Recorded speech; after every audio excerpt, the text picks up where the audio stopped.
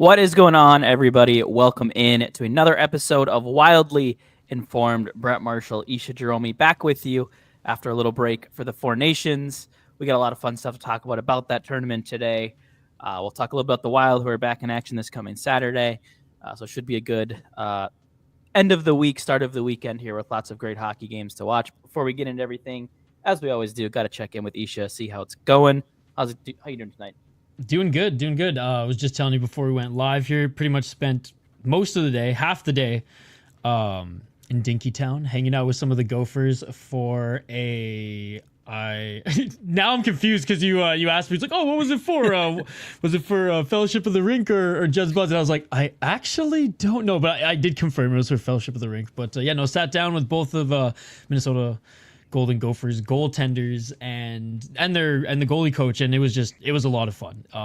Two Canadians, so for the first time in a long time, 3 Canadians to 2 Americans in the room, and they were very proud of that as well when they found out I was from the Great White North. So it was a lot of fun. We talked about all things college hockey.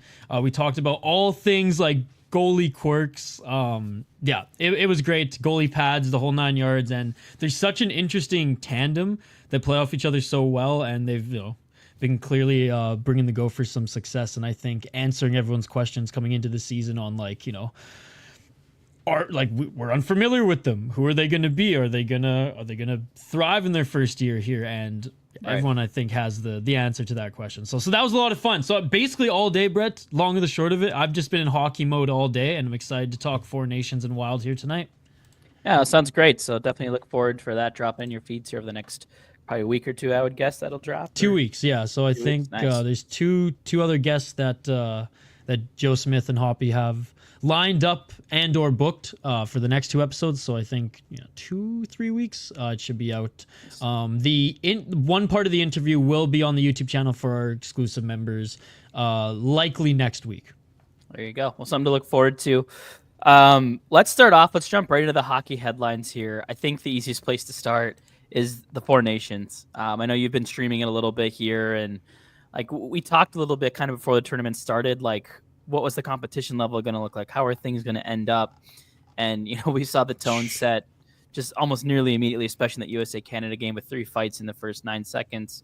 I mean, USA and Sweden was awesome. I mean, all the games have just been fantastic. And, I have a take later on in the show about, the Four Nations or the variation of it, whatever it ends up being, should never go away. Needs to replace the All-Star game. More on that later. But, just awesome stuff. We'll talk about some of what the Wild players have looked like, but just holistic view. We'll start here. USA Canada set to face off tomorrow. Rematch, dude. That's what's so much crazier about this. Yeah. It's not just kind of led up to the inevitable. It was no. We already had what could be the best game of the tournament. I do think tomorrow's game is going to be amazing. And honestly, I'm going to release this episode of the podcast Thursday, probably around noon, because we're talking about this, and we usually release it on Friday, but at this point, I think it'll be better if we release it a little bit early. So for those who are watching it live, sweet. If you can't catch all of it live here, we will post the audio, or you can watch us later. But man, it's pretty much blown my expectations out of the water as well. And it was mostly just because it came down to the compete level. I was like, are these guys going to treat it like an all-star game? Are they going to treat it like that World Cup of hockey that we saw a few years ago? Or are they going to treat it like Olympics? And they've treated it like Olympics on fucking steroids. Yeah. I mean, you look at it, I think, for some of these guys, this might be the only time in their NHL career where they get to put on a USA jersey. All these guys playing right now, they're not guaranteed to be on the Olympic team next year in Milan. So I think that's part of it. And for some of them, I don't know. I know a lot of these players, played for World Junior teams and stuff like that. I don't know if there's any U18s. Yeah, I don't know if there's any first time people putting on that jersey, but I mean, there's a lot of pride and it's for a lot of players. Clearly. If there was ever any doubt that these guys just go through the motions for their national teams, nah, dude. And these aren't even again, there were 2 Europe teams, 2 North American teams. Mm-hmm. Bro, usually the Europe teams go nuts for international play. Oh, it's Canada and the United States are playing with the most passion in this one. Yeah. And it's just been, I can't remember which one of the Kachucks, but I think there was that went on a podcast or were quoted saying something like on the lines of like, outside of playing for the Stanley Cup, for a lot of us, this was the most important game we've ever played, referring to the USA versus Canada game. Like, plopped in the middle of the season. Like, that's on the same night one of the Ball brothers is rapping at the NBA friggin' All-Star game. Yeah. You have the boys throwing down 3 fights in 9 seconds first period. Like, could you imagine? Like, John Tortorella must have just been like swooning on the bench. Like, this is the greatest like moment of my life, other than like winning Lord Stanley. The GMs are at home like, please don't get hurt, please don't get hurt, please don't get hurt, please don't get hurt. I think the GMs at home now are kind of quickly realized like, fuck, our players are hurt, our players are hurt, our players are hurt. Or sick if you're from Sweden. Like, sick if you're from Sweden, and sounds like maybe the US decimated if you're the United States and Canada. Well, more so the United States, but yeah. So I mean, it's just been really great. Like, I think the intensity has been awesome. Like, I've had a blast watching it. I think there was a stat that the USA Canada game was the most watched NHL game, non-Stanley Cup final, since like 2013. So like, clearly the audience is into it. Like, you're seeing people who haven't watched hockey before, like, this is amazing. Like, this is awesome. Bro, I was streaming UFC on the City Life Project channel. So like, I missed like the first ish period. I had it on in the background, but like, I tell the people all the time, like, when I'm doing commentary and reading chat, like, I'm not looking at the double screen, you know, as intently. Like, sometimes I'll have like multiple sports on, but I'm really just focusing on the main thing that I'm covering. But anyways, I digress. I had it on the corner, so like, I saw the fights, but like, my chat was going nuts, and they're like, "Are you watching this? This is insane!" And I was like, "Oh man, that's so awesome!" Like, off to a great start. Yeah, so I would expect nothing less tomorrow. It sounds like for the most part, both teams are going to come in healthy again. Both the Kachucks, Matthews expected to play for the U.S. Charlie McAvoy will be out. Yeah, out, and we'll talk a little bit about his injury situation in the Puck Your Opinion segment. The U.S. did recall or call up or add Tage Thompson and Brett Pesce to their roster, who will only play in the event of either injury or it sounds like the U.S. Because Quinn Hughes couldn't pass his medical, which I don't. Yeah. Okay, as a Canucks fan and a Canadian, I don't know how to feel about that. It's like, fuck yeah, he doesn't provide this team, you know, that extra, not even just extra, like a huge asset on the backside. But as a Canucks fan, I'm like, fuck, like, he's not doing too well. That means. Right, like, hey, he's probably not maybe as close to returning as maybe you're hoping. That kind of thing. It's like, you know, if Russia was here and they said the same thing about Kaprizov. Oh, okay, yeah, he's not quite ready. He didn't pass his physical. Yeah, so really fun stuff. Who do you think, like, what are you expecting for tomorrow? Like, do you think it's going to be, like, now that they've sort of seen each other a little bit, like we saw it, I think, kind of in the first game, like, it was just sheer chaos for the first, like, 10 minutes, and then it really felt like... U.S. shut down Canada in the third. Like, it was as simple as that. They just couldn't set up after the blue line. Yeah, they couldn't settle in. They couldn't set up after... They were forced to dump and chase, and they're quick. They'd get it, but then, you know, the Americans are really good at... forcing you to make a play, especially when you set up in the offensive zone and on their penalty kill. Like, you know, sometimes like Sweden would set up on their power play, and, you know, Sweden's good. This is the best on best, right? Yeah. But I felt like it was more so the Americans like playing a very like aggressive power play and really forcing you just to make a pass, and sometimes, you know, burn them, but at least it didn't allow the opposition to settle at all. Now, we didn't see a lot of special teams throughout the first like couple games of the tournament, but like we kind of, you know, as things heated up and the refs, I think, realizing quickly, like, oh fuck, we need to actually call some shit. Because I swear, especially in the Canada-Sweden game, like, I was like, man, like, there's only been 2 calls this whole game. Like, this is, and there's, not to say that it was dirty, but like, it didn't feel like the refs were calling an NHL game. Like, it really did feel like a hybrid. It was like NHL, almost like Stanley Cup intensity, but with that, you know, IHF feel, because it's international, obviously. Right. Yeah, I think we're looking forward to it. Like, I think just the U.S., I think, in order to win, has to come out playing really physical again. Like, that's how you slow down the speed that Canada can attack look in the with. Sweden game when Brady was hurt, Sweden took over. Yeah. Dude, Brady Tkachuk had 9 of the Americans' 11 hits in the first period. When his 9. The expected goals numbers that line with him, Eichel, and his brother had in that game, it was like 1.41 to like 0.4. Like, it was an absurd amount of like offense they were generating. So I think getting that line back is going to be huge. And I think a lot of what happens, I think, is going to run through them. And then we'll talk a little bit about it here in the Wild portion too. But, you know, the coaches and stuff really leaned on Brock Faber and Jacob Slavin to shut down I mean, Canada's top guns. And what a pairing! What a pairing! Yeah, because I think Slavin's one of the most underrated players in the league. I think he's the most underrated, 100%.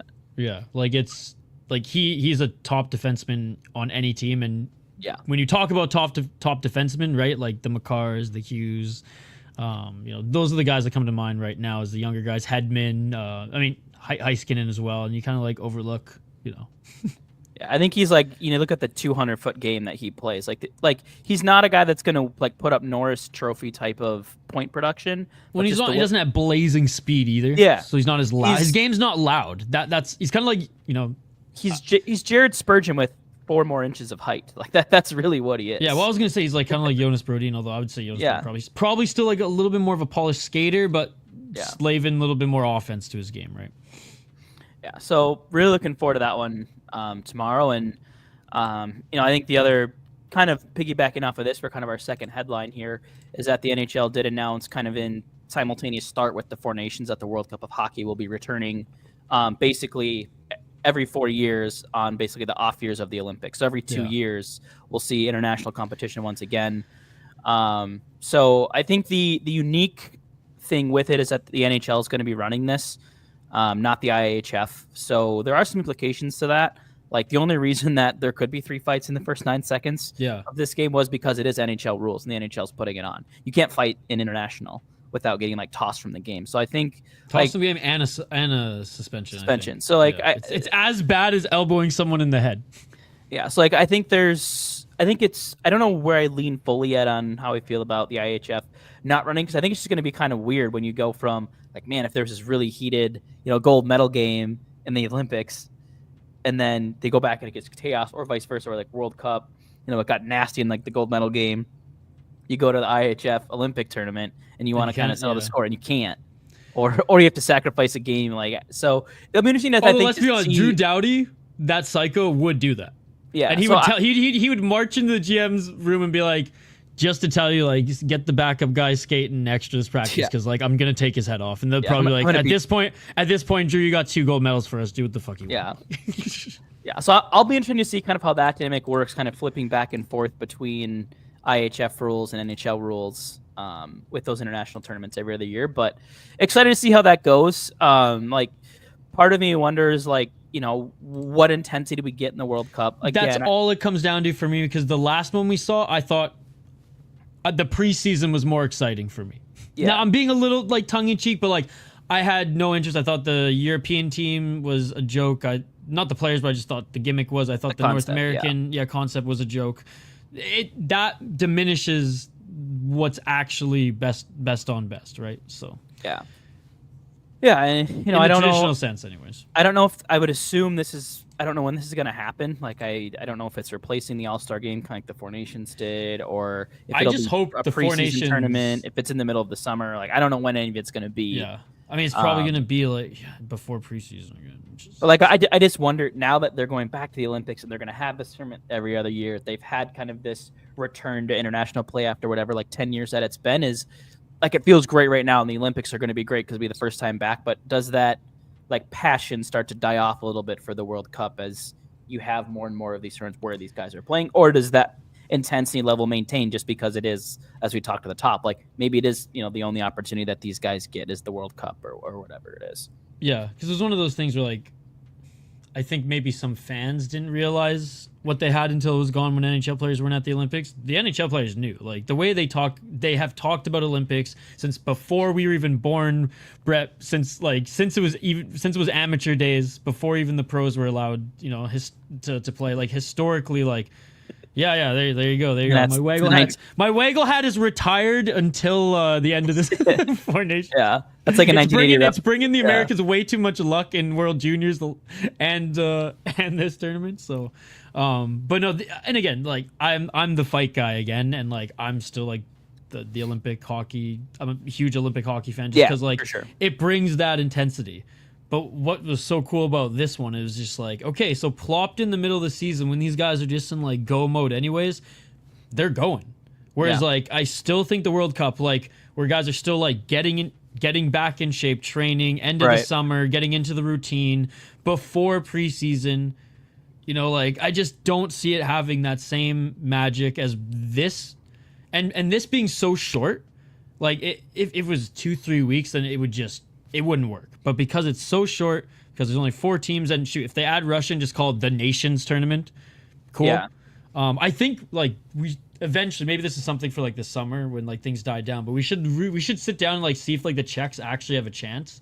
Because like if the Czechs have a chance, make it the 6 nations, right? Yeah, I think they potentially could. But that's the keyword, potentially. Like if it's potentially going up against Finland, Sweden, Russia, Canada, States, it's like, oh, bro. Like, I mean, I don't know. Like I just like the players that could like kind of come top of mind for Czechia. Like to me, they feel like on par with Finland, probably at least. I think so too. Hoppy was making really good arguments on the other side, and I was like, hey, well, we were just like shooting the shit. I was like, I gotta like sit down and go through and see. But like for sure, and maybe this is a hot take, but like actually probably not even hot enough. Maybe a little warm, but like I think Russia sweeps this thing if they were in it.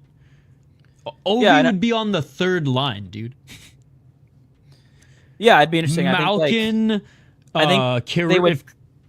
They definitely have the most firepower up front, but I think it'd be the blue line that I get a little bit worried about. The blue line would be more offensive, but I think they would just play like go, and Bob and Vasilevsky would bail them out. Yeah, but I mean, you're looking at like a USA team that has like whatever you want to call your third pair. If you call it the Slavin, Faber, or whatever their third pair is for the Russians, that's Dmitry Orlov probably, or not Orlov, Kulikov, and like Alexander Romanov. Like those pairs don't even like come close to comparing. So like that's where I worry. Like, is the offense up front plus probably the best goaltending? I mean, the U.S. and Russia are probably close, but I mean, Russia's leaving one of Bobrovsky, Sorokin, Shesterkin, and who's the other one and Vasilevsky. One of those. If it's only 3 goalies, one of those 4 is staying home. Yeah, that's a good problem to have. I just think that they would outscore everybody. Yeah, I think like if the Americans scored 5, they would score 7. If Canada, on Canada they'd probably score 10 because Jordan Binnington's sick. Yeah, sick. Yeah, so that'd be interesting. I hope one of these Gophers, by the way, that we interviewed today, I hope one of them, if both of them like develop, then awesome. But I hope one of them is at least in the running because we are down bad, bro. We are down bad. Like no disrespect to Hill and Montembeault. Little bit of disrespect to Jordan Binnington, but like Logan Thompson, who's probably going to win the Vezina sitting at home, but what out of pettiness from what I read. Hockey Canada being hockey fucking Canada, Brett. Like it's just the GM and coach like, we didn't have a good experience with him in Vegas. Like, who gives a shit? The guy's lost like once in regulation this year and is probably going to win the Vezina. How do you not put him on your team? Like, put your personal differences aside and let the best goalie currently playing for your country play for your country. Yeah, what did Riley Heidt do to Hockey Canada now too? Because I swear it's like it must be the same thing, keeping him off that World Junior roster for 2 years. But yeah, so it'll be good. Hockey Canada, man, still just gaining brownie points. Yeah. Moving through these hockey headlines because we got a lot we want to get to today. Yeah. This one a little bit interesting. Kevin Weeks reporting today that Bill Daly and others recently met in New York City about New Orleans emerging as a potential expansion location. So I don't hate it. Just wanted to get your quick thoughts on it. I mean, I think right now they have, 2 of the major 4. They have the Saints and then the Pelicans for NFL, NBA respectively. So adding a 3rd team down there, I think it makes sense if you're looking for, I think if you're looking to get another team potentially into the Eastern Conference, if you're, planning to expand to whether it's Houston or wherever, a lot of these teams are going to probably like St. Louis or Kansas, or not St. Louis, Kansas City, more of these Midwestern, South Central U.S. that'll probably play in the Western Conference. New Orleans you might be able to squeeze them in with Carolina, Washington, that division. So it's interesting. I know, there's a lot of talk about Atlanta, coming back too. So I think it'll be interesting to see kind of. Atlanta's happened twice already, so there's negative Yeah, I don't know if they've really deserve a 3rd shot. Whereas New Orleans is it's an entertainment and sports town, right? And what is hockey? It's one of the most entertaining sports. It's 2 in 1, right? It's the whole package. And they've had I want to say ECHL and SPHL I think teams before. I mean, actually they have one of the They have one of the greatest minor leagues hockey logos ever. Hold on, yeah. I'll find it. But yeah, no, I'm totally down for that. Yeah, so I didn't read too much more into the report beyond that. I saw the Kevin Weeks tweet, threw it in here, but I'm sure we'll probably get more on it. The ice skaters, but I've heard that. Oh, that is pretty cool. That is pretty dope. The Reminds me of, Louisiana like, Ice Skaters. The ECHL, the Everblades. It kind of reminds me of that a little bit. Oh my god. Oh, I remember seeing that because I had some. Actually, I know quite a few hockey fans in that area. Funny enough, there's one guy I helped produce the show. Actually, he's born in Seattle but has lived in New Orleans, most of his adult life. But because there's no team there, he hosts a Seattle Kraken podcast, and they do like really well. Like they're one of the biggest Seattle Kraken podcasts, and it's two guys who don't even live in Seattle but are like from the area, and have just that's kind of like their shtick. But he would I don't think he would turn on the Kraken, but he would definitely like be there supporting the local team, kind of like I am with the Wild. Yeah, for sure. So like I think just like the reason I want to bring that up is like I've heard rumblings that the NHL at some point I think wants to get up to 36 teams. It sounds like. So like we're at what 30? Is it 33 right now? Yeah. So if there's still like three more potential, like we've heard Atlanta kicked around, we've heard Houston. I think I've heard a little bit of Kansas City. Obviously, New Orleans in the mix. Like the Quebec City will probably never go away. As not until a rumor, the but Canadian dollar goes at least up to 80 cents. Will they ever entertain Quebec? And that new arena is over 10 years old. Yeah. So like, is it really a new arena anymore? Yeah, I guess like the only thing that worries me a little bit about it is like if there's plans for 3 more expansions, like are we gonna have these expansion drafts that are just prying away 3 more roster players again for the Wild, or how they balance it out if they do it all at once, or if it's one a year, how that eventually goes. So could you imagine if there was all 3 at once? They would have to make it harder, like kind of like when the Wild and Columbus came in, and like you get a pick off of like fourth liners. I was just gonna say, because like that was the only time, like, and even back then that was like, whoa, like this is the first time I remember that happening, because like we were kids. But then it's kind of hard to fathom now, given that we've seen 2 with just 1 team, and it's already been kind of just like it throws the whole league into limbo. Like, could you not 1, 2, but 3? It's like, oh shit. Obviously, Seattle didn't make out quite as well as Vegas because GMs learned. But if all of a sudden now it's 2 teams you have to worry about at once, or 3, but how does that in work? fairness to Seattle, like they've been competitive. It's not like they've been Columbus when they came in, right? Well, and like I think I saw Vegas, I think, put like Denisenko on waivers too. So like I don't think they have like any of their first round picks like on their roster that they've made since they came. So like there's that piece too, where Seattle's I think much more akin to building through the draft with Shane Wright and Matty Beniers and kind of some of those guys that they've grabbed through the draft. So dude, the 30 for 30 on like Vegas in like 10, 20 plus years, when they like talk about everything that franchise, it's going to be wild. Yeah, it'll be interesting for sure. 2 more headlines, or kind of one more non-Wild headline here, and then we'll get into some Wild news. Report from ESPN came out today that Bobby Hull, hockey legend, was found to have stage 2 CTE. That led to short-term memory loss and impaired judgment, especially across the last 10 years of his life. So again, yet another story coming out with CTE hockey players, and like just the daily like reminder that it's really screwed up that the NHL just completely turns a blind eye to it. I mean, I know it's probably likely for legal reasons, because if you admit to it, all of a sudden you have a class action lawsuit and you're paying out millions and millions of dollars, and the owners probably don't want it. And then there's that stuff in it, which just doesn't make it all right, but like that's probably the reason. But you would just like to see, like, we have this NHLPA that supports the players all through their time in the NHL. It's like they leave the league and it feels like they're kind of abandoned. I'm like, thanks for giving us your 10 years or 15 years, whatever it is, and good luck. Anything that happens to you is not our fault anymore. Like, our hands are clean. So, but it's weird because it feels like some teams will look after players, but it's almost like, man, I feel like there's some like college programs that will look after their guys, like, assuming they like don't go on like high level pro, who will look after them in later years and at least get them resources and stuff like that to help them, especially like after college football, versus NFL teams and like National Hockey League teams at large now, which is it's sad. But like, how does the NFL like tackle this as well? Because like, is it the same thing? Does Roger Goodell and co just kind of turn a blind eye as well, or deny it? Because like I mean, a little bit hockey, especially from this era, especially like Hall's era, like that. It was a way more brutal style than it is today. So like, even outside of just the enforcers, like, there was a lot of head trauma. I would say in practice probably as well, Brett. Like, who knows how hard these guys were going in practice? Who knew how many like fights these guys had outside even the bars and things like that, right? Like we hear, like it was just a different time, Yeah. Or and even a completely different culture. It was like, yeah, it was like I played, 14 years of youth hockey and had 3 concussions through youth hockey, like beyond not, I never played professionally or collegiately or anything like that, and I had 3 concussions. So well, and that's why I ask about football too, because like once most of these guys get to the NFL, their brains are already pretty rattled. Yeah, I mean, I know they have stuff like guardian caps. Like I think they're a little more like cognizant that like, yeah, there's probably something here, and they've, I think, put a little bit more of a crackdown on, targeting and like plays that involve head injuries and stuff, but.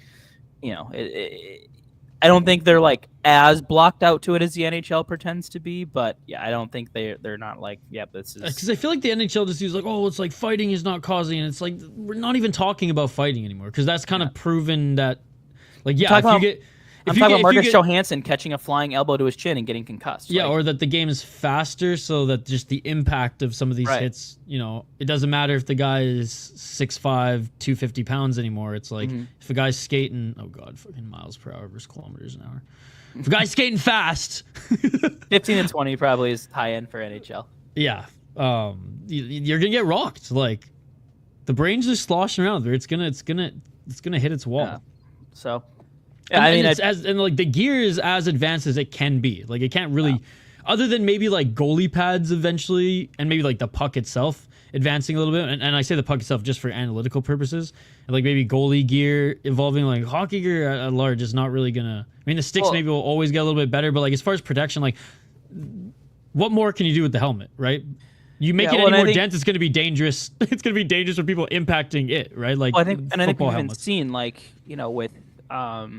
The casualty to Adam Johnson, like a lot of players still elected not to use neck protection because it's not comfortable and it's not what they're used to. Like unless like that stuff gets mandated, like even if they come out with better helmets and stuff, but if it's more uncomfortable or if it's heavier weight or whatever it ends up being, like unless it gets mandated, which if the league does that, it almost feels like they're admitting to there's a problem, so they're probably never going to mandate this certain kind of helmet. Like, oh yeah, like this is an option. I mean, even the extra protection for goalie masks, dude. Like there's like half the goalies in the league, are these long neck friggin' Swede and Russians, and they're just dangling there waiting for puck to hit there. I always remember Jacob Markstrom, man. I was like, man, this guy's got like almost a Tyler Myers neck, and he does not wear the extra protector. I was like, every time, man, he's head poked out. I'm like, God. Yeah, so will anything come from this from the league? Probably not. Like they probably will just try to pretend the story doesn't exist. But thought it was worth bringing up as just like another example. We obviously have Minnesota, but it hits home with guys like Derek Bugard and stuff like that, and other enforcers. Like it's oftentimes been more on the enforcer side, but like this is a guy who was scored boatloads of goals, was like a superstar during his era that's dealing with this stuff too. So I think the interesting angle of this is it's not just enforcers, like it is even like the all-stars and the good players from to your point, just all getting hit and thrown around and tossed in every game that you've played in your whole life. Like it's gonna impact you late. So yeah, and I think obviously we're gonna see more and more of that from the last era. This one right now, I mean, we'll be towards the end of life when the data starts coming out for that, but I imagine it will be less. But like the game is always going to be brutal. Like, and again, I cover Muay Thai and kickboxing as much as I do mixed martial arts, and man, like there's these guys and gals in Thailand who like you can go pro at like 10 years old there, and these guys are like 25 years old and have like 200 to 300 fights under their belt, and it's like. And I wonder why some of them are struggling after, right? Like it's just but they know what they're signing up for because like this is how I'm going to make my money. This is the opportunity, and I can make a good living there fighting a lot, but I have to do it. And they know it's a brutal sport, and it's like the same with hockey. It's like you fight sometimes literally to get to a point where you can make hundreds of thousands or millions. Because even the AHL, like it pays good, right? Like if you're thinking you go through college, like you're making. Sometimes more than doctors. Yeah, I mean you're at least making half the league is. Yeah, you're making a lot more than what you're going to get in like an entry level sales position or like wherever a lot of these other like. Yeah, and if you get called up to the show for a game or two, oh damn, those games paid at 4 times as much as ECHL. Yeah, there's 5,000 to 10,000 extra bucks just immediately into your bank account. Yeah, there's bonuses that are hush hush and those leagues as well. So like it doesn't even necessarily have to be the NHL, just to like make pro. Like it's a brutal sport. They know what they're getting themselves into. And I feel like a lot of people who still back the enforcers, and I would be in that camp here today, like that's especially at like, you know, the major junior level, for example. It's just like they know what they're doing. And half of them, you know, can legally drive, can legally drink, you know, and if they want to go out and fight, that's mandated in this game, they know what they're doing. Right. But I do think that the speed of the game is still always going to be something, the speed and physicality that makes it brutal, but it's definitely not as barbaric as it once was. So for sure. Yeah. Well, speaking of injury news, shifting over kind of away from NHL hockey wide news, we'll go to the Wild here. Michael Russo, as well as the hockey, I forget the name of the account that covers Russian hockey. I think it's like Hockey News or something is the name of what it's. I know the account because I know the logo or the profile picture, but because I think they came out with it first. I think that the young. That's how literally we get our Urov news, because like Russo will get it from him and Hockey News Hub. Hockey News Hub, yes.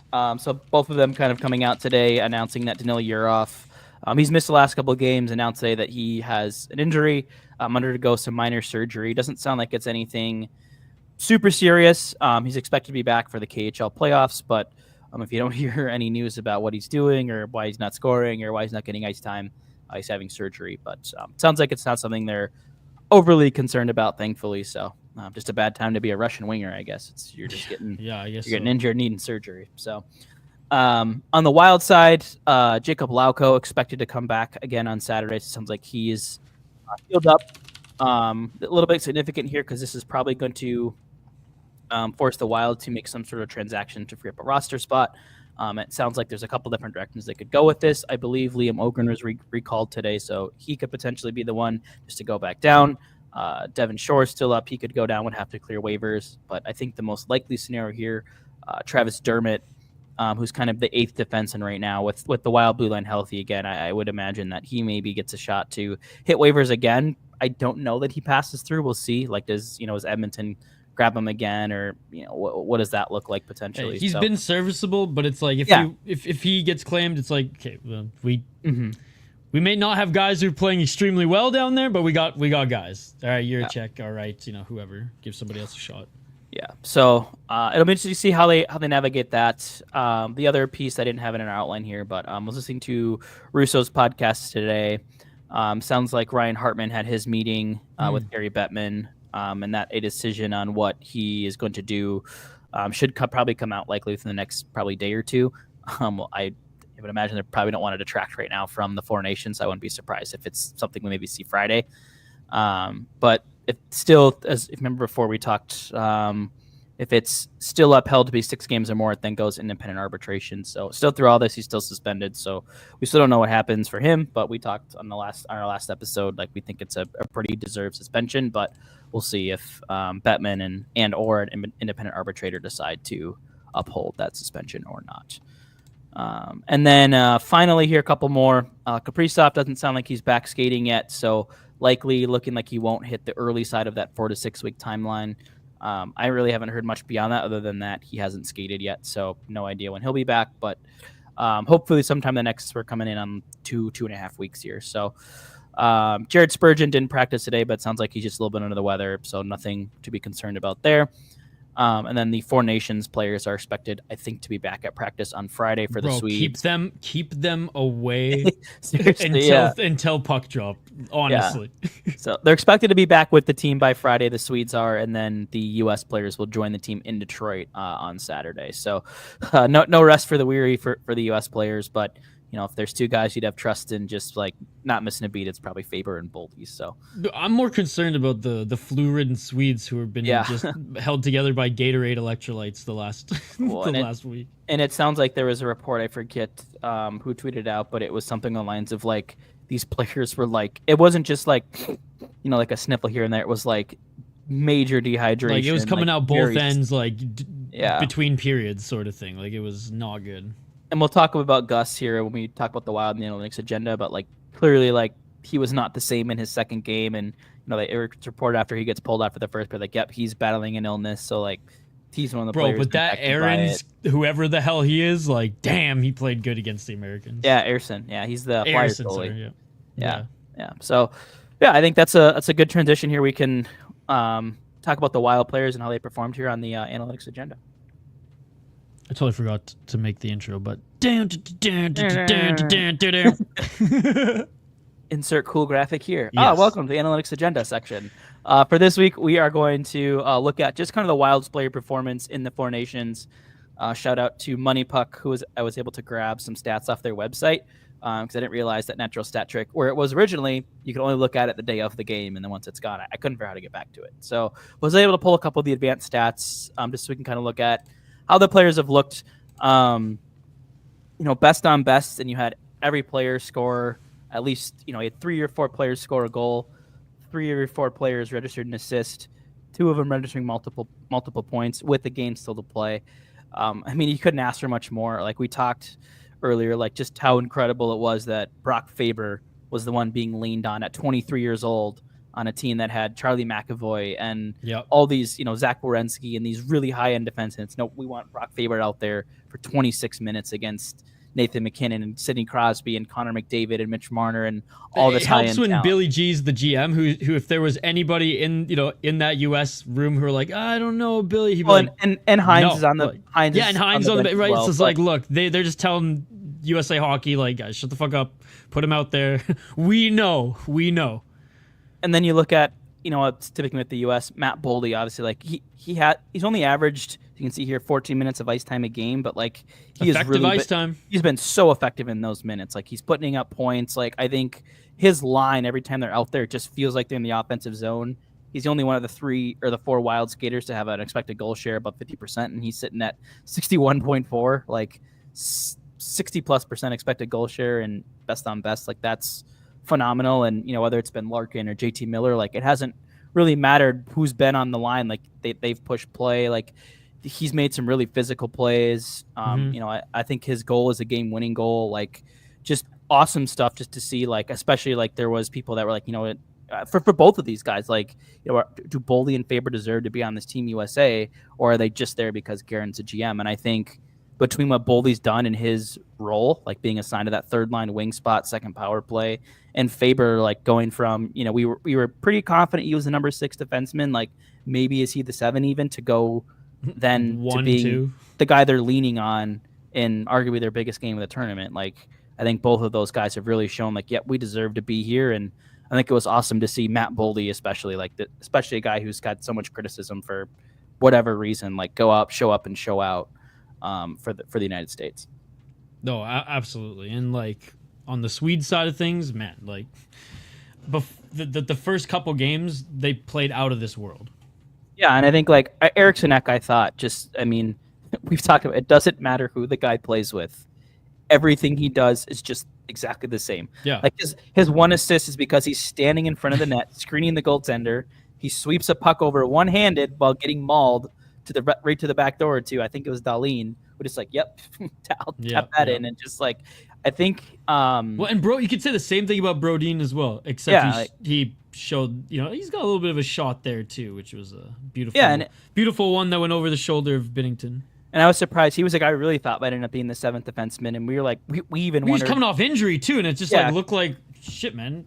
Coming off injury, and we wondered like, will he even make the team? And he put him out there with Victor Hedman, like he was. Yeah, and he looked like he didn't skip a beat. He's fine. So obviously like his expected goal numbers don't look great, but Sweden decimated by injury, and like he was with a little bit with Hedman, a little bit with Carlson, and those guys don't really know how to play defense at all anymore. They don't. So.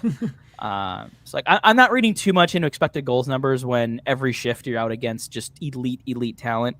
I think it's far impressive, like in Boldy's case, like have a 61%, but I'm not like looking at Eriksson Ek or Brodin or Faber's numbers like I'm worried when they come back, like they've gotten bad or they didn't play well. Like this is a case where the eye test, I think, in some cases told a little bit different story. Yeah, like, well, and especially with Ek, only 3 games, right?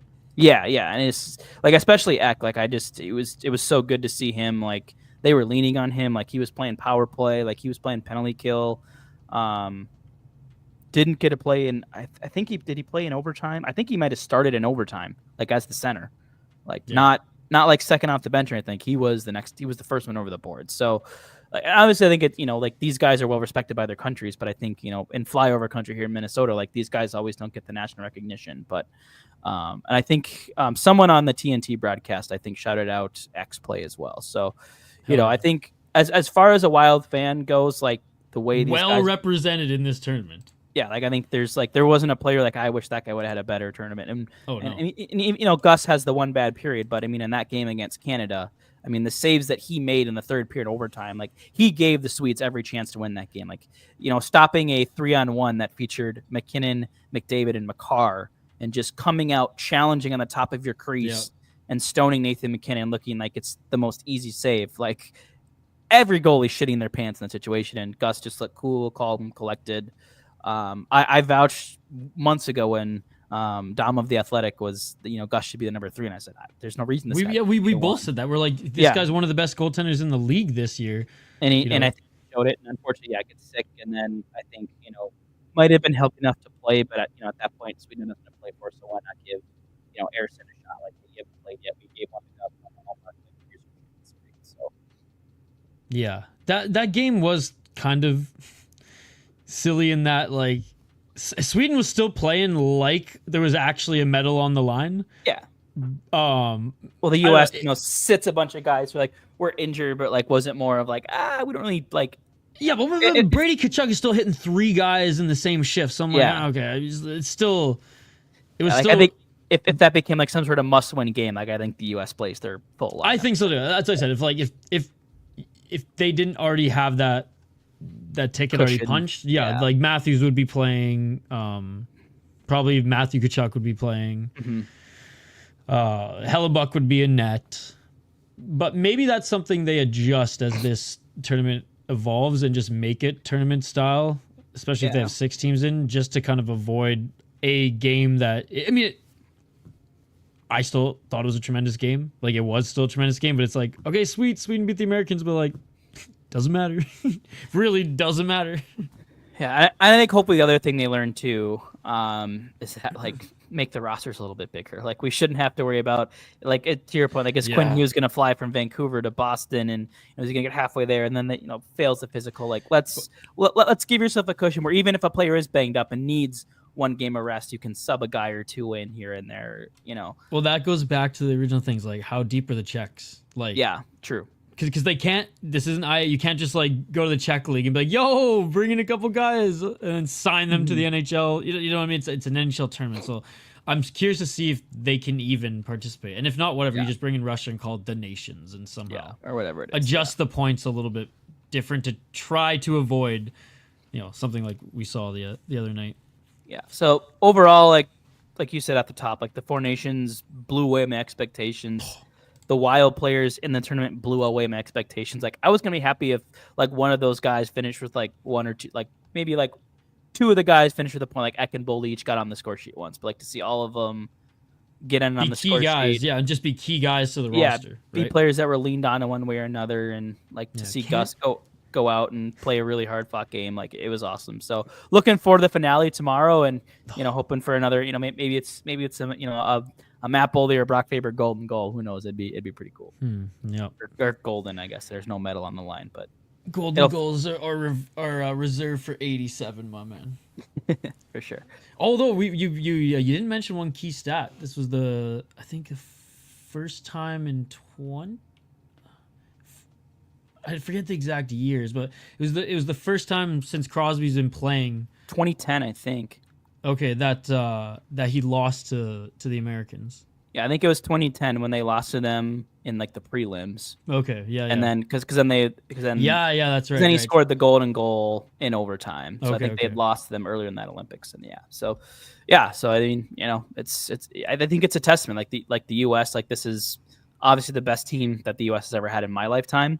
In terms of the professional players on the ice, dude, yeah, and they don't even have everybody. When the Olympics comes around, you have the Tkachuks, potentially all the Hughes. Well, for sure Jack and Quinn, and Matthews. It's Faber, Boldy, is Zeev Bouillon, is he on the maybe a little too premature for that, but maybe not goaltending, right?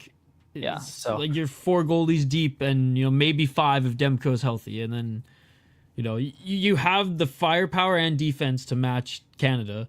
Which, but if I'm Canada too, like, where do they sit in a year or two? Like, they have. They're bringing Tom Wilson for the Olympics now, baby. If that was the question. That honest, a lot of people were talking about that in Canadian media before even going into this tournament, and honestly, even last year. And after World Juniors, like, dude, we have to start bringing some toughness back into this program. And I think now he's just like, oh, baby. Yeah. I'm coming.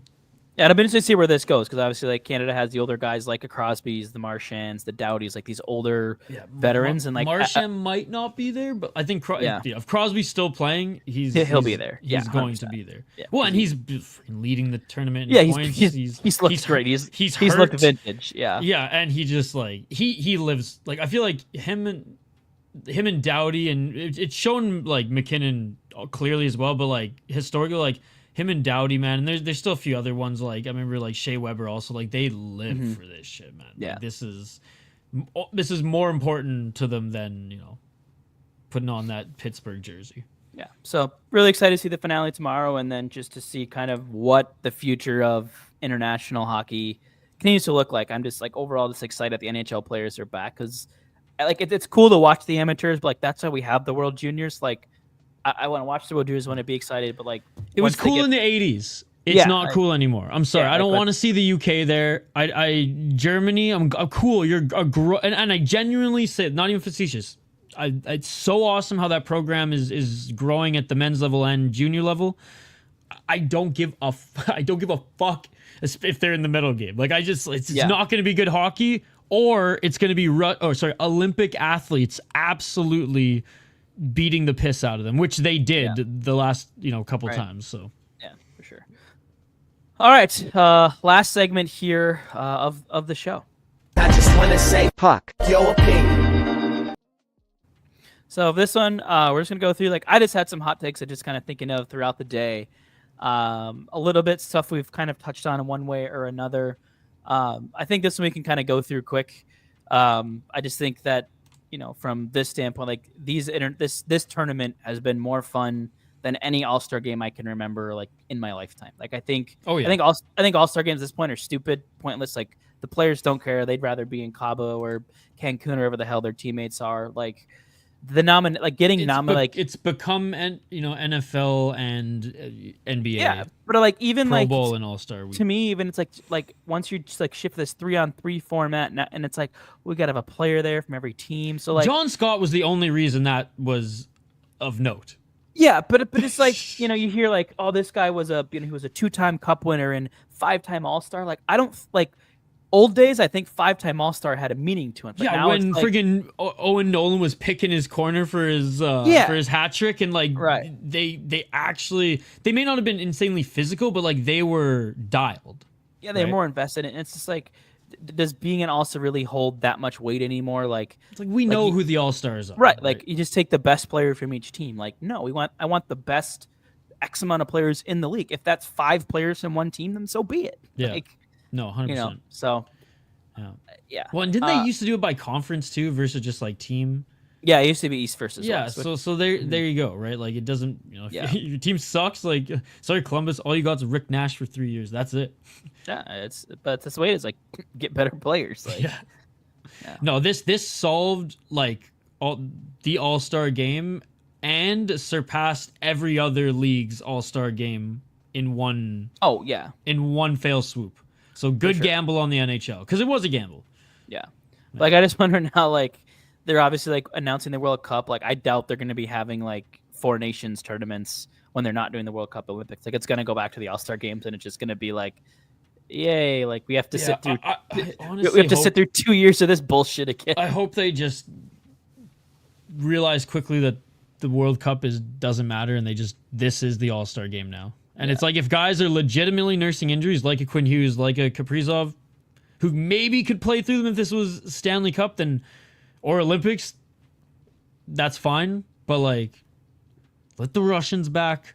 And you know what's cool, Brett, is it's the complete opposite. Where players were trying to avoid the All-Star game like the plague, they'll be lining up to play in these games, which is so cool. Like, you got to think Alex Petrangelo is sitting at home going, "Whoops."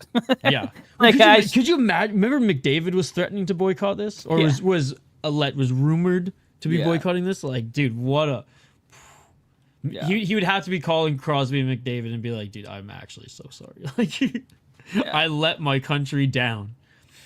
Yeah, my next one, it sounds like you kind of agree with this. Like, with future iterations, like just getting a couple more teams in there, whether it's like you said, whether it's a Czechia, Slovakia, or hopefully eventually getting Russia back into it, or if it is a team Europe, maybe or even next Germany, week we do this. Maybe even next week we go through. I know there's not a lot of Slovaks because I did do that one. There's just not enough. Yeah, because like if there's one injury or two, it's over. Yeah.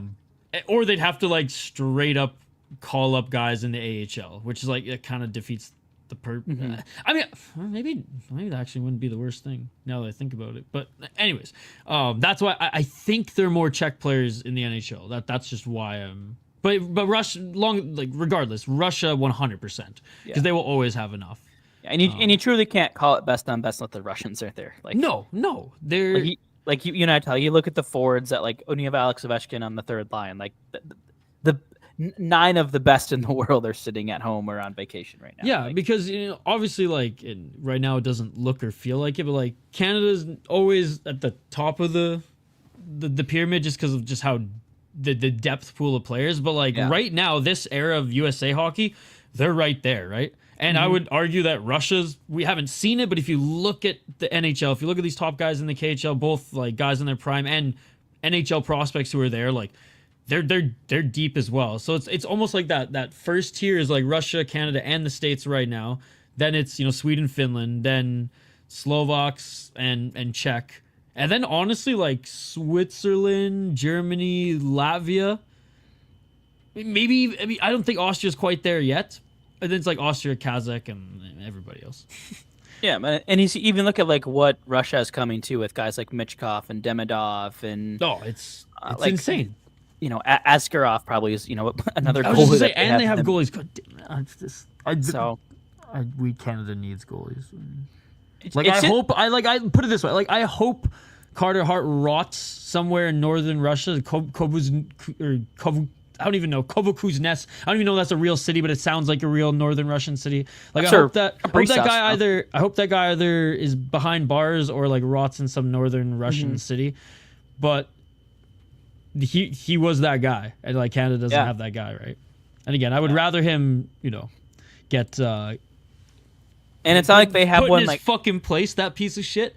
I don't think they really have a young up and coming either that I can think of. No, he was the youngest one. Well, I mean, I don't know how old Aiden Hill is compared to him, but let's see. By the way, that trial's in April, so we're gonna have some shit to cover going into the playoffs. Oh, good stuff. Yeah. The trial starts in April, anyways. Which that'll be interesting one to follow for sure. And it's gonna be a heifer with how these lawyers are already putting the defense together for these guys. I'm very much on. Rick Westhead's one of the few guys who I have notifications on.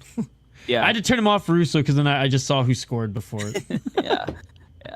I think he's definitely a person. I think once the case starts, that I'll probably throw some notifications on for him. So, my next two here are a little more Wild related. My first one, it's kind of an opinion, kind of probably a little bit of fact, but if you look at we're kind of in the home stretch of the season now. The Wild have 26 games left to go, sitting at 70 points.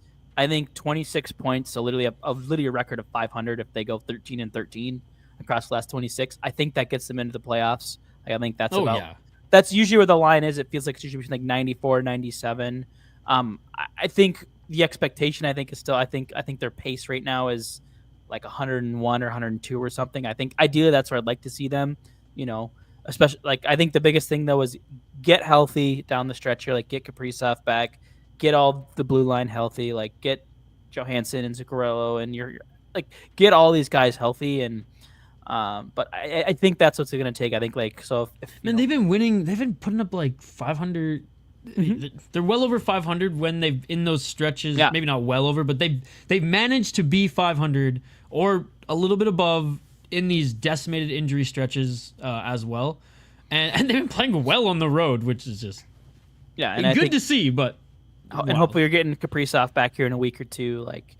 So like I'm confident. What I'm trying to say is I'm confident based on like we've seen almost I think the worst that the season's gonna give them. Agreed. Knock on wood, right? But so far, anyways, this has been like the worst as far as injuries and just like how in shambles they've been. But like, shit, man, like hockey season comes in waves, and like we saw that low part of the beginning of the season, right after the tremendous start, that rattled them a little bit. And I feel like they've kind of been able to, okay, at this point, we know what to do when we're in this situation, and we've seen the kind of similar group of guys come up in relief in those cases, and that's probably one of the reasons why they're doing okay. Yeah. I think it's attainable for them, and like I think you don't want them stumbling in at 96 points, 500 across the last 26 games.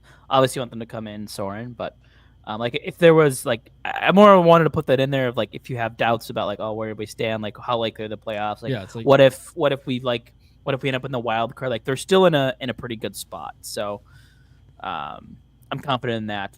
One thing I'm not as confident in is, especially after I can dive into here in a second, but I'm not confident in the Wild's medical staff. Not a great look for them here at the Four Nations. If you saw the news reported out today and kind of yesterday, with Charlie McAvoy, he had an infection after getting an AC joint sprain. Why does that matter to the Wild? Well, that's because the medical staff that's on Team USA, including their lead physician, as well as I believe their head athletic trainer, are two members of the Team USA's medical staff, and the Bruins are pretty ticked off at those people right now. And I think you look at that happening on top of the Wild having 386 man games lost to injury over the last 2 seasons, including 235 just this year. Not all of those are the training staff's fault, but I think you look at like Kaprizov and Lauko, like it seems like it's more like these soft tissue injuries, and then like we've seen Lauko come in and out of the lineup like a bunch of times. Like, should he have actually been cleared to play? And like, or like, are they doing the proper rehab or treatments? Correct. Or is it, I think like it. So like still like these cases of re-injury and like players seeming to come back too soon, and like it's not only one player getting hurt over and over again. It's like the whole roster, it feels like, has been hurt at one point or another. Like every player across the last 2 seasons. Like I'd be surprised. Like Marco Rossi and Faber might be the only 2 that come to mind that haven't missed like multiple games for injury. Like, so, I think if you're the Wild, that just might be because they have the youth factor on. Right. Their bodies are holding up a little bit, but like I just think you have to look at it like those 386 man games. This is from NHL Injury Viz, so this is all independent data they collect. Well, and this is stuff that like the general fan doesn't like think about. Right? Yeah, like, I even overlook this, but it's talked a lot about in the NBA, but I don't think it's talked a lot about in the NHL. Yeah, and like the numbers he has, that has the Wild as the 12th most, but like in Vegas's case, that includes like Robin Lehner, and then like Colorado, that includes like Gabriel Landeskog. Yeah, like, Robin Lehner's very much skewing the stats right now. Those are accounting, that was 82 for Landeskog last year and whatever 50 something this year. Like, so like the reality is the Wild are probably eighth, between like 8th and 5th if you filter out these guys that haven't played or are on, they're still technically under contract, but they're on LTIR. Like I don't even, Shea Weber's contract still getting paid by like the Utah. Like, I don't know. Like there's players like that I think technically are counted in this data for the way he has to collect it. But the long story short here is there's probably more injuries than there should be. And I think at some point, like, there's freak injuries like getting slew-footed, or Jonas Brodin taking a puck to the ankle and having an ankle injury, or Jake Middleton taking a puck off the finger and breaking. Like obviously I'm not blaming that stuff on the training staff, but I think to your point, is there something on the area of, did Jonas Brodin come back too early? Like, was his ankle actually fully healed? Were you doing the proper rehabs? Like, I think you have to look a little bit internally with some of that stuff. Like, Dude, it's so funny you bring that up too, because like I just finished watching the latest. I've caught up because it came out I think last year, but the latest Last Chance U, and I know it's on Netflix. It's a JUCO football like documentary, right? But like you get to see the curtain be pulled back on like how important the trainers are for getting guys in games and getting them properly cleared and getting them to play at like the highest point of their abilities given like the condition that they're in. And it's just funny because like, again, lower level, but I've been watching that, so just my mindset has been thinking about those things. So it's interesting you bring that up today as well. Yeah, well, and I closed out the document here. I think I might have it handy. But like if you look at the teams that have been healthy this year, shoot, I don't have it anymore. Oh wait, maybe I do. Where'd it go? I think I might have accidentally deleted my data. But like the teams that have had like the fewer injuries are the teams that are like sitting atop the league. Like Dallas, I think, have like one of the fewest amounts. I think Edmonton was like the lowest. They only lost like 44 games this year total of all their like regular players to injury, which was like I think it was like they were like 20. They were like third fewest or something. Like Winnipeg was in there. Dallas was in there. Like a lot of these playoff teams are there because they're good teams that have stayed healthy. And I think you look at, what's been an issue for the Wild, like we've talked about it, the salary cap, but like you look at that series in Dallas, Joel Eriksson gets hurt, and now it's Sam Steele, right? Like they're not a team that can afford, especially this year. After this, when the dead cap comes off, there's probably a little more flexibility and guys that can move up. Like in a year like this year, like you can't afford to lose a Joel Eriksson. You don't have a replacement. Like you need to keep those guys healthy. So. Yeah. Will anything come of it? Like, is this a wake up call at all? Like now that I think it's something that if we're noting it, they're noting it. Yeah, and like obviously, like it's been in the media today. Obviously, like Boston, Matt McAvoy's a pretty significant piece, and like this infection doesn't sound like it's going to be like a couple game thing. Like this could be a multiple week thing for them. And Boston, I think, is a team that's right in the playoff mix of things, and they're out now. Their number one defenseman because potentially of some negligence or improper care by medical staff that otherwise are employed by the Wild. So, yeah, I think it's maybe a little wake up call for Bill Guerin. Maybe this is maybe it's something I need to look at. Hopefully at least maybe it's something they're thinking about. Will they act on it? Hard to say for sure. I don't know all the behind the scenes of everything. This is all speculation. It's definitely something that I'm going to keep tabs on now. Yeah, for sure. So. That you brought it to my attention. Before we wrap up, you mentioned Robin Leonard. Now I know I've talked about this with you before, and I've mentioned it on the show. But like I have a friend a guy I know within the Muay Thai Twitter community who he's actually half Swedish, half Thai. And he's been working at his uncle's bar in Thailand, and he's befriended Robin Leonard, actually, because that's one of his favorite watering holes right now. And the guy's not doing too well, but he's been giving me updates on his new drinking buddy, anyways. And before it was public that Robin Leonard bought some lion cubs recently, he actually sent me some pictures. But I just hope the guy finds the help he needs and that his support group actually is going to support him, because like things are still crazy. If memory serves, he went on like a pretty big like Twitter tirade within the last like that one. Yeah. And that wasn't long ago, was it? It was in December. Yeah. Here's it was like I tried reading like the whole thing, and it was just, I know it's broken English, but like it was like what has happened? Like it was just like you need help, and I hope that you get it. Yeah, it's. I mean, this is cute and all, but like, bro, you have a lion licking your head right now. This is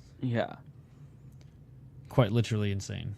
Yeah, and was his rant around something about CTE and stuff? I think is what he was trying to get at, or pain. I think it was something with painkillers and treating injury. Yeah. Yeah, like it was hard to make out, but I think those were some of the gist of what he was alluding to. Yeah. He's been partying quite a bit. Hopefully, like again, I just hope he has like a real support group, not just my friend on Muay Thai Twitter who's just a drinking buddy. Probably not a good influence, Eric. But anyways, Eric's off his rocker as well, so. But it was just crazy that he sent me a picture, Brett, and he was just like, I know this bloke, and like sends me a picture of like Leonard at the bar or whatever at this party that he's at with him, and then sends me just like, and it's all in Swedish, but like a screenshot of like an article that's like Vegas Golden Knights and Leonard like, disputing whatever. And he's like, he played, you know this guy? And I was like, not personally. He's like, he's my new best friend. I'm like, oh God. And then he started telling me more stuff that Seth and I talked about on the summer episode, and it's in the media now. You guys can go and find it. But yeah, I don't know. He's going through some stuff again, which yeah. But anyways, it's funny that you mentioned that rant, and I was like, yeah, I got it teed up here. Yeah, perfect. All right, let's talk about your blog quick before we jet. Yeah, haven't gotten around to that in a little while here. Like it's just I'm getting crazy busy. We're getting ready to adopt a puppy, so there's been a lot of our attention's been on prepping for that and just getting busy again. But And you've been giving us some player cards, so there's I've there's been a trying lot. to get player card stuff. So I think this will be a fun article. I think I mentioned this week we're gonna look at like a line comparison thing. I think that's gonna be a fun summer project that we can look at. That I can spend a little more time in actually getting the information pulled together, and we can do some cool slides and stuff like that. So that'll be coming eventually. We'll get to it. Like I don't know what the next blog will be, but we'll see. I'll find something. I think I'll try to do one in March and then maybe one in April, and then we'll kind of see what it looks like after that. But like outside of that, like I think like personally, I'm really excited for like this kind of starts that stretch where hockey gets really, really fun for a long time. Like you have the NHL like kind of now into the pennant race, the push for the playoffs. Girls high school hockey state tournament started today.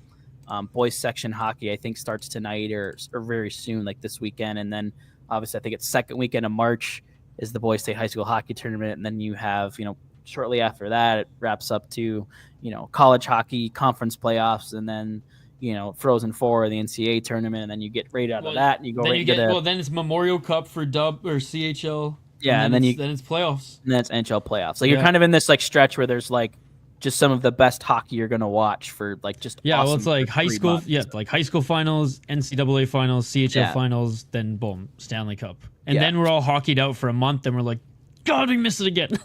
Yeah, and then it's like, all right, now we get to react to the draft and whatever Judd bracket. Oh no, we get baseball! Yay! Yeah. Oh, I hear Vladdy Guerrero Jr. though is not re-signed with the Blue Jays. Yep, they've fumbled the bag a couple times out there now. So. Weird, the Blue Jays fumbling the bag. No, actually, I don't give a iota of a fuck about baseball, so I don't really care about the Blue Jays at all. But I know enough. Like I follow sports, and I knew enough that I saw that on Instagram, and I was like, oof, that's not good. That's not good. Yeah, I would consider myself a little more than a bandwagon Twins fan. Like I'm bummed when they lose, and like I want them to win, but like I'm not gonna lose sleep about it or get angry like I would like when the Wild stink. Like at this point for the Twins, I'm like, get the team, like sell the team, find a new owner, and please invest money into the team, and not like because I had a lot of fun cheering for them a couple years ago when they actually built a roster and spent money and went to the playoffs and won a playoff series. Like that was fun, and then they're like now we're actually going to cut payroll. I was like, screw you guys. I'm not going to your games and giving you my money so you're going to repay us after all the support for you. Look, so. I like going to any and all sporting events live. It doesn't. Oh yeah, 100%. Like even going to like curling tournaments, it's hype. It's just a bunch of drunk plaid wearing Canadians going nuts, screaming, yeah. Like I think a bucket list sporting event for me is I want to go like a darts final, like in Australia. Dude, darts apparently darts is pretty electric. There's a fight show I watched that's like almost like a gag segment, but the guy like watches darts like religiously. So he brings on guests and they like even like have like a little dart. Yeah, like there's this video that always occasionally pops up either like on my Twitter or like TikTok of like the 9-darter in the championship, and like the announcers like going insane and the crowd is like just screaming. Like this one guy hits a 9-darter to like win this championship, and it looks like if you ever seen like a hole-in-one at the 16th hole at the Wasteman's, like there's just like beer cups flying and the crowd's all cheering. I'm like that looks amazing. Yeah, like, and you got to like go like somewhere like Alabama, like somewhere down south where like darts is life. Yeah, well, I think this is from like Australia, like it was international. Well, I mean they're pretty much friggin' Alabama. They're like Canada's or that Britain overseeing nations. Canada, right? They're the hicks of that group. There's like Canada, kind of in the middle, New Zealand, which are a little bit more posh, and then there's Australia that are their own thing. But like just with me, man, like at the end of the day, and this is a big surprise, like I like fighting. I like fighting in sports. So for me, watching baseball, I'm just like, man, until there's like a dugout freaking line brawl. Unless I'm there, I'm just like, I can't, dude. Which just ends up being 80 players like lightly pushing each other, and then like two guys that you want to go why hold me back. Yeah, and then it'll be like two guys that just like ended up on the dirt, and then two guys get ejected, and then it's done. Dude, I love eating ballpark food. That's Yeah, like that's you know, that's honestly like I like going to Twins games. Like I'd probably like I'll watch, but like a lot of it is like I'm gonna get something good to eat. I'm gonna grab a beer or two. Yeah. I'm gonna sit. I'm gonna move around. I'm gonna talk to my friends. And oh look, Yeah. home run, sweet. Yeah. Nothing's gonna happen. For, One, it's a blow up by the ninth inning. I'm out. Like, Yeah, no, I there's a AAA team. So one of the teams that's a feeder to the Blue Jays in Vancouver. So a few of my like sports friends, we used to do a weekend. I think it's towards the end of the summer, where it was we do like CFL on Friday, MLS on Saturday, then Sunday we'd go and end it just like basically day drinking at the baseball game because like we cared a little bit more about the football, we cared a little bit more about the soccer, but like the baseball, like none of us were baseball guys, so we just went there for the beer and the food. And God, I felt so bad, dude. One lady got stitched up because the ball hit her. She sat in front of me twice, once in the first inning and then in like the fifth. And then they gave her an umbrella after they stitched her up and like a bunch of free shit. And I was just like, I can't believe it. I felt bad because I was just like, well, is she like not paying attention? Like, how do you get hit twice? Well, I mean, yeah, A, yes, and B, we weren't doing her any favors trying to catch it either because we were at that point, we were gone. Yeah. Oh, that's awful. Because like AAA baseball, I think one ball also hit like some like, you know, spiked iced tea sign, and like everyone in my section, because that's where the sign was, like got a free drink, and I was just like, man, this is too much.